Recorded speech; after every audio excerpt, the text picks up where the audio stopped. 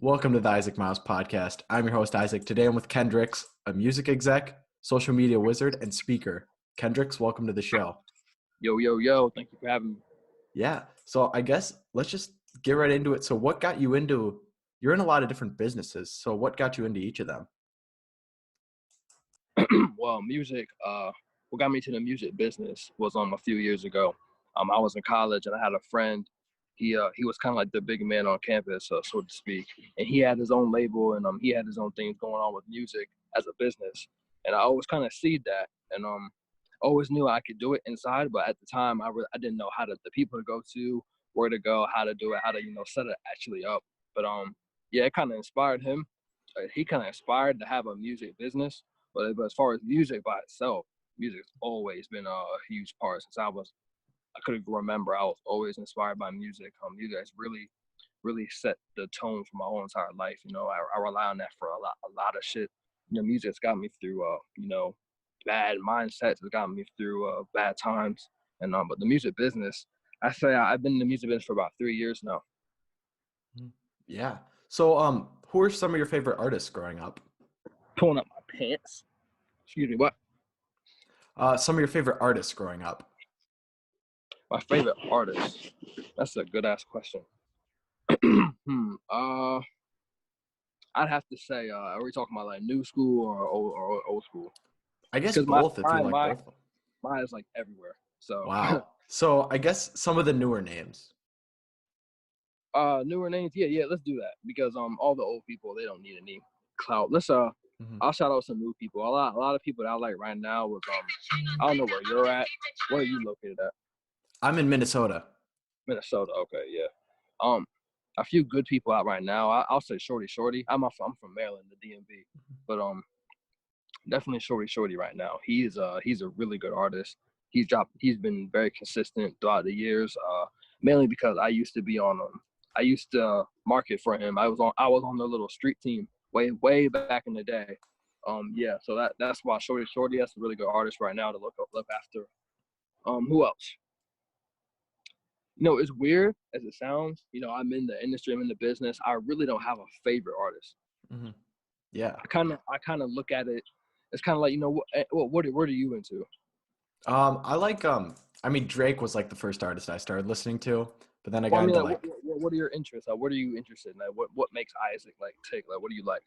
Oh, I really like just talking to people. That's like the main reason why I started a podcast, just to learn from people. I like music as a whole. I'm pretty sure you like hockey. You just like hockey. Yeah. Anything that has to do with hockey, you just love it, right? Yeah. People ask me what's my favorite artist. I'm not even looking at it like that. I love the whole entire thing.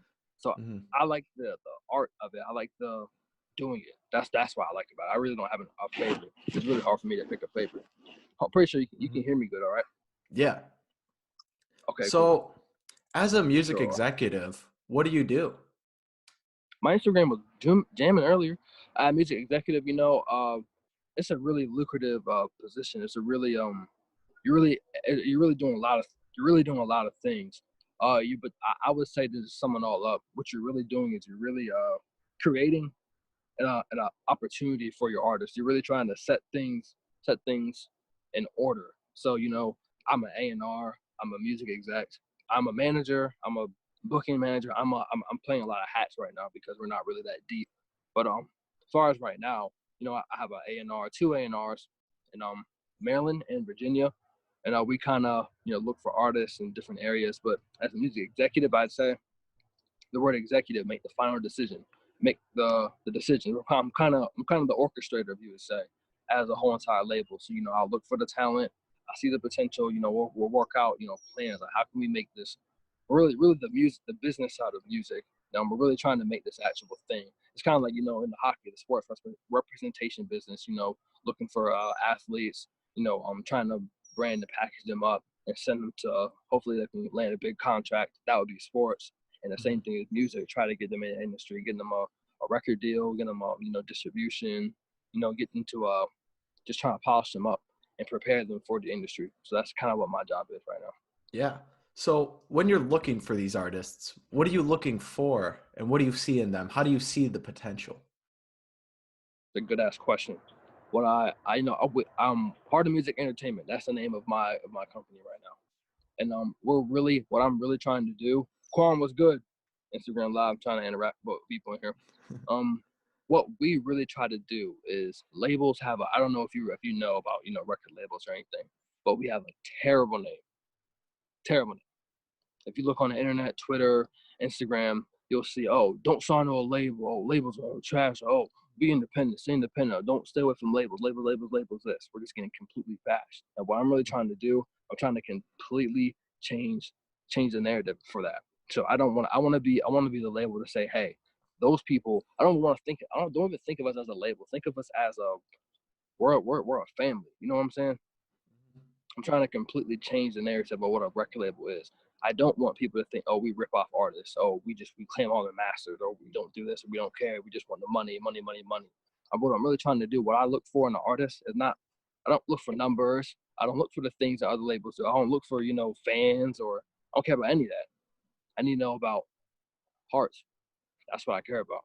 Your heart and where your mind is at. I don't care if you have a song out and it has 200,000 streams on SoundCloud. I don't care about that stuff that normal labels care about. Labels care about, what's your following, what's your, how many fans you got, money, how much money you bringing in, are you getting books? I don't care about any of that shit, because those artists can have all that stuff, but if they're an asshole inside, I don't want anything to do with you at all. Nothing. Zero. Because I care about where your mind is. I care about where your heart is at. Leadership, integrity, and hard work. That's our 3 pillars at Heart of Music Entertainment. That's all I care about. That's why I signed off of pure EQ. Yeah, that's really interesting, because a lot of labels, they're kind of just about like the reach that the artist has. Whereas like an artist who has the heart for it can build that reach anyways. Exactly. And the way things are shifting now, it's totally oversaturated. Everyone can fake their streams. Anybody can fake their this, fake their that. Anyone can, get fans. Anyone can do that stuff. What it's really going to boil down to is their brand and who they are as a person and who they are individually, holistically. That's what's going to come down to. So what we're really doing, we're a step ahead, because I already see streaming going out. Because you see Spotify, you see all these music aggregators. They're making it equipped so artists can put their music on it by themselves. So they're already taking out labels by themselves. Labels are already going out. So what I'm trying to do is go off of that ending business model and really try to focus on Turner, how it used to be back in the day. I don't know if you know about Def Jam or about Uptown Records or anything of those, how it used to work. Artists would roll up to the label, freestyle or do a little thing and say, boom, you're hot. I want to bring it back to that. I want to bring it back to the heart of music. Not to sound corny, but I want to bring it back to the heart of what music is. Talent is potential. It's what you can do and what we can add to you.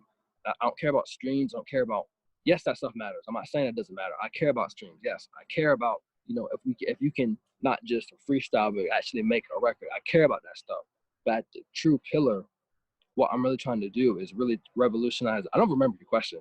I really don't. But what we're really trying to do at the end of the day is really try to, revolutionize how the industry looked at. Yeah, that's super interesting. As soon as I saw that, I was like, I have to ask about that, because not many people are in the music industry that know a lot to talk about like you do. Yeah, So appreciate that. yeah, another thing you're into is social media. So what is it like to be, what do you know about social media, and just some basic tips you could give to people about growing their social media and your background in it? Well, yeah, I've been in social media for a while. I would say since I was about 13 or 14. I would make little collages of soccer players, and I would make little designs and stuff. I would post them. People are really going crazy over them.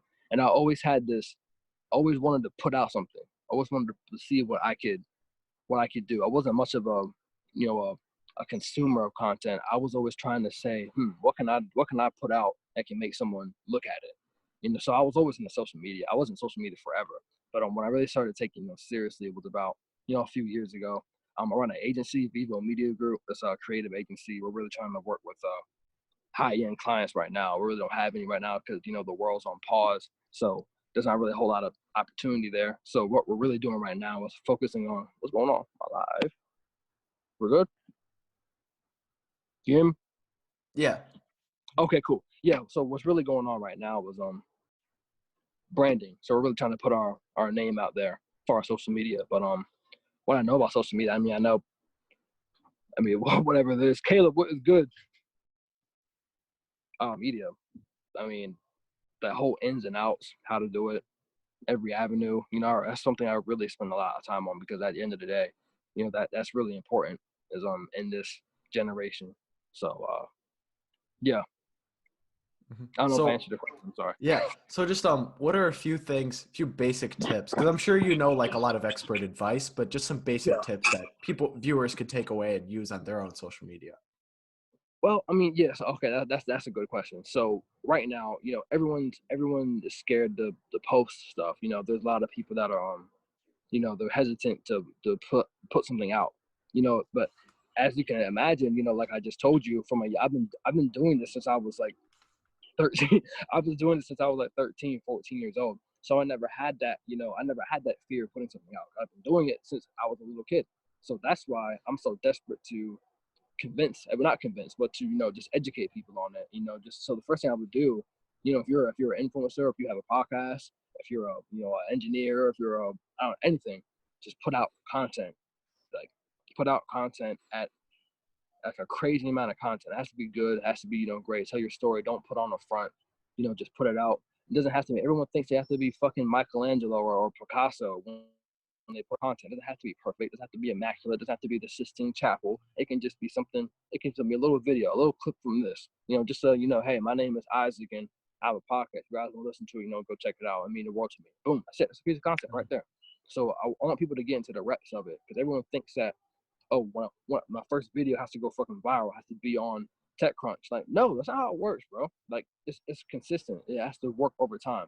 If you, as let's say, if you want to get abs, I use the analogy of working out with them a lot of things. So, you know, it's like if you want abs, like you can't, so you're gonna do 17 ab crunches now you're fucking ripped. Is that how it works? No. Definitely not. It's a throughout compounding over time. It's a compounding over time. You have to go to the gym every day. You have to do it every single day. It's like a muscle. It's like you have to really exercise your muscle of putting out content and being a producer. And that's you're slowly going to see your numbers grow. You're slowly going to see yourself grow. How did you see me? Just yeah, I saw you in the comment section of Gary V. So Exactly. You know how many times I do that a day? a lot, I guess. That comment you seen was probably the 10,000th one I put that day. But it's a numbers game. Mhm. I would never had this interaction with you if I didn't put in the reps. It's creating an opportunity for yourself. You're learning. Yeah. Yeah, I see you, Beats. Mhm. My guys in here, Instagram Live learning. But yeah, I always say you have to show 1,000 people to get 500 to see it, so 250 can care, so you can sell that one. It's a numbers game. Yeah. So what do you look for when you're commenting? What do you think about before you comment? What do I think about before I comment on a post or anything? Yeah. Yeah. What's your goal with it? Well, my goal. I mean, I guess you're asking, you know, what do I think about when I'm engaging with other people? It's all about visibility. You know, Instagram is people think that, you know, social media is like a different thing. Social media is just the internet. You know, in 2011, 2010, social media, the first name of social media was actually Web 2.0. So the social media is just a facade that people made up to differentiate what they don't understand about it. It's just the internet. And the internet is actually real life. It's just real life. It's just a matter of being seen. It's giving yourself the opportunity, the numbers. So when I'm engaging with things that I like, that I know that if I comment on this, or if I ask someone about this, it will lead to another opportunity, another opportunity. Like for instance, I wouldn't go on a podcast about lawn mowing because I can't reach anyone there because I don't shit about lawn mowing. I don't care about landscape or anything like that. I want to go on something like this. That's about business, entrepreneurship, social media, things of that nature. So it's about engaging with people that are in your niche or in your criteria. It's just a matter of being seen. You have to be seen. Yeah, So that's some it's all super about good advice. So, as an entrepreneur, what advice would you give to someone thinking about entrepreneurship, starting a business? what I would tell them. You really have to center it around something that you're really passionate about. You know, there'll be a lot of people that have a hustler. You know, there's nothing wrong with hustling. Trust me, I love hustling. But what I would be hesitant for someone that had that mindset. Oh, I can make so much money doing that, or oh, I could do that, or I could do this, or I could make hella money doing that. Because at the end of the day, you're not going to put in the amount of work necessary for it to even prosper. So it has to be something that doesn't even feel like work. So like, just like this, I'm pretty sure you love talking to people, you love asking people questions, you love interacting with people. It doesn't feel like work. It doesn't feel like something that you have to force. This is what you love doing. This is the work necessary, because who knows, maybe next year you're going to be interviewing fucking Brad Pitt. Who fucking knows? But this is the work that you have to do to put in so you can get to that level. So if you're starting a business, you can't put 100% of your effort into basket weaving. You can't. Yeah. You can't put 100% effort into bodybuilding. You don't want to do that shit. You can't do that. You can only put 100% effort into what you're 100% in. So if you're starting a business, it has to be something you're passionate about. Take any of your hobbies, your top 5 hobbies. If you like collecting shit, you get into memorabilia, sell old antique things, sell antique items. You can monetize that. If you're passionate about music, start a label, be a manager. Get into the commission business. If you're passionate about cooking or baking, start a bakery, make your own signature, meal, your signature sandwich. Get into stuff that you're passionate about, so you can not have to feel like it's an obligation or some type of 9 to 5. Exactly. It's all about passion. Passion over profit. As I say all the time, passion over profit. Yeah, I like that. That's a good quote. Yeah. It was. Passion over profit. Yeah. Tyler was good. So I've got a few more questions left for you. Cool. So one of them is, what can people do during the epidemic to improve themselves? What people can do during the epidemic to improve themselves. This is a very odd time in the world where the world is literally on like standby right now. So I think that first of all, let me say this: in any situation, there's always a good and a bad. It's a law of polarity. The good is bad. The bad is that hundreds of thousands of people are dying and they're sick. The good is that we're on this podcast. We have time to focus on our businesses and our friends and our family. Now all the homeless shelters and the donation businesses, all that whole entire industry is booming right now because everyone's paying attention to it. Everyone's saying, hey, we should stop doing this, or hey, they're saying pollution's been cutting back. They've been saying that the world is getting back to everyone's getting healthier. Everything's getting quarantined, everything's getting clean, everything's getting safer. So there's a really good opportunity during this time to improve yourself.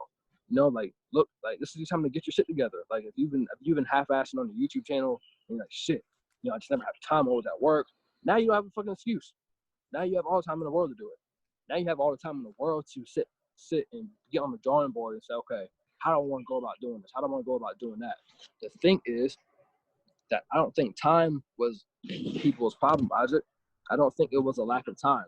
It's the lack of motivation. It's the lack of discipline. It's the lack of tenacity they had this whole entire time. Because the people that were lazy then, they're lazy now.